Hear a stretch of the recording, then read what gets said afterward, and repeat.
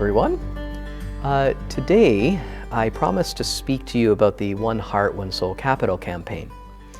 And some of you may have received the package already, and others maybe haven't yet, but don't worry, they'll probably be still trickling in over the next week.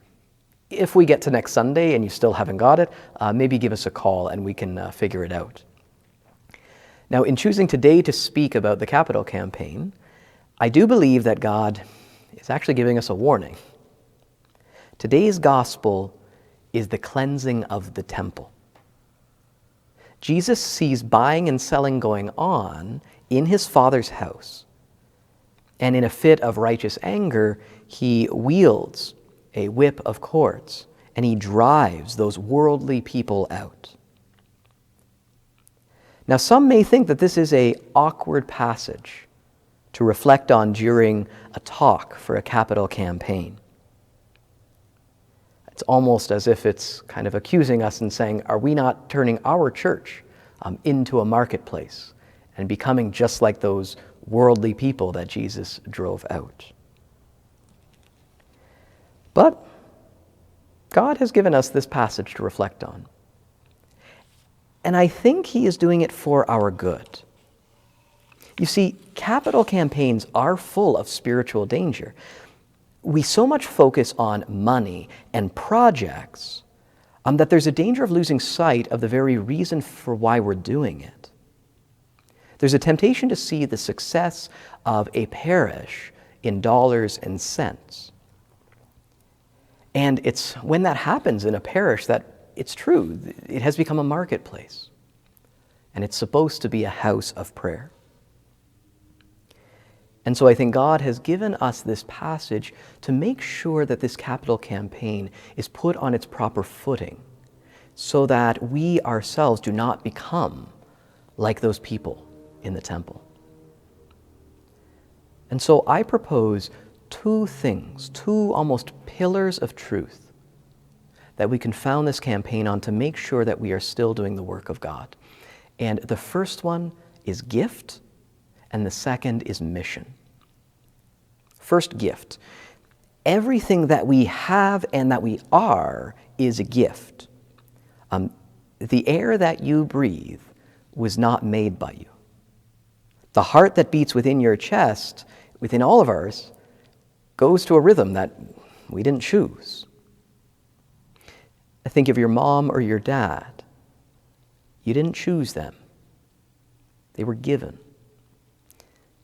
And so is your upbringing, your talents, all of your opportunities, and even your possessions. At one level, at the deepest level, is a gift. And when we see life in this perspective, things start to look different. And we start to ask questions. First, the most natural question is, where did this gift come from? Now, obviously, we as Christians, recognizing that we did not make ourselves, we say, God made us. And in fact, scriptures confirm that. The book of James says that every good and perfect gift is from above. In Jeremiah, God says, before I formed you in the womb, I knew you. Everything that we have is given to us by God as a gift. And actually, I think we can go even farther than that. We don't just have gifts from God, we are gifts from God. Now, this naturally leads to a second question. Why did he give us these gifts? Why are we a gift? And this leads us to our second pillar. Together with the pillar of that life is a gift, everything is a gift, our second pillar is mission. Jesus gave us all of our gifts for the sake of the mission that he wanted to entrust to us. In the Gospel of Matthew, at the very end of it, Jesus has risen from the dead and he spends 40 days with his disciples, and near the end he gathers them to himself on the top of a mountain in Galilee. And he wants to give them his final message. And this is what he says to them. All authority in heaven and on earth has been given to me. Go therefore and make disciples of all nations. The last thing that Jesus does for them is give them a mission. Well, that mission has been handed down from the disciples to the next generation of Christians, to the next generation of Christians, to the next generation of Christians, all the way to us. You and I have received the same mission from Jesus Christ. And what is that mission?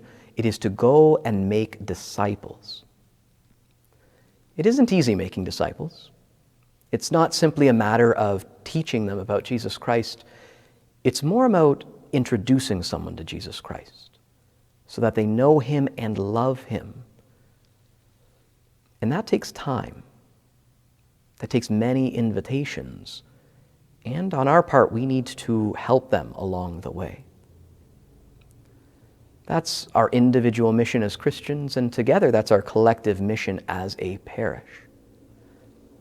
And one of the primary ways that we do it as a parish is that we invite those people into our parish church to come and encounter Christ in the prayer here, in the community here, and most importantly, in the Eucharist, where Jesus Christ actually becomes present. Everything that we have received is a gift, and all of that is for the sake of the mission. I truly believe that if we put our capital campaign on those two foundations, then whatever we do with it, whatever comes of it, will ultimately build us up spiritually as a parish and help accomplish the mission that has been entrusted to us. So some of the details of what we would like to do. One is there are 3 bells that were taken down from St. Charles Garnier Church in downtown Hamilton. The purpose of these bells was to ring out and declare to the entire community that people were praying in this church and to invite them. Well, now they sit silent in a warehouse. We have the opportunity, if we build a tower, to put these bells in that tower, and they will ring out for everyone to hear. Now, I know what you're thinking. No one lives around the parish, and that's true. But when people do start moving into this area, when it starts filling, how beautiful will it be that when they stay in their homes, every day they hear these bells ringing out to them? And truly, if that is going to fulfill the mission, then our prayer is that that bell calls out to them from the church, God saying, come, come. Outside, we also would like to put out a sign for those same people who drive by to know what it is that we do in this parish and to invite them to come in. Inside the church, we would like to make our church more beautiful, more inviting, and really give people an opportunity when they come in to see that this is a house of prayer, the house of God. And so to that end, we would like to, in the corner of our church, build a permanent choir space that has risers so that the choir can actually go there, stand there, and we'll have benches for them, and they can sing out from an elevated position, and it can be more beautiful in their singing, and that can draw us even more deeper into prayer. Together with that, we would like to take out the carpet in the church and put in a tile of a lighter color. If this is to be the house of God, then people who come into it should experience the beauty that would be in the house of God. And also the lighter tile will make this place a lot more bright and a lot more inviting as a result. Together with the floor, we'd also like to put in new lights so that it's a lot brighter in the church as well. And then in the front of the church, we'd like to beautify the sanctuary. That is the place where throughout the week Jesus dwells in the tabernacle, and people come and kneel in front of their Lord and pray. And also, when the community is gathered, we celebrate the Eucharist, and Christ becomes present on the altar. And so it's fitting that we have a sanctuary that speaks of the glory of what is taking place there. And people who enter then get to see with their eyes and then hear the choir with their ears of the beauty of what's taking place. We would also like to add to our devotional spaces. We have Mary and we have the Holy Family. To clean them up a bit, make them a little bit more attractive so that people come and kneel before them, and put in candles around them so that when people come, kneel and offer a petition to Mary or Joseph or the Holy Family, they can leave that petition there in the lit candle, and that prayer can carry on long after they've gone. These are the things that we'd like to do with the capital campaign. And I do believe that they are for the purpose of fulfilling our mission within the church.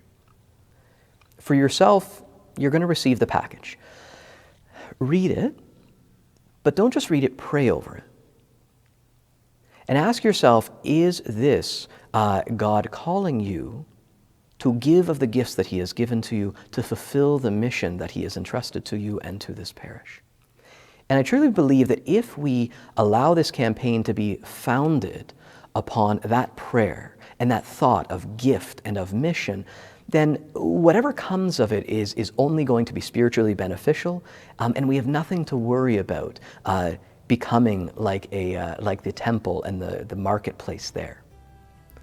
And so please pray over it. Speak to God about what it is that He is asking you to do to contribute to the mission of the parish in this capital campaign.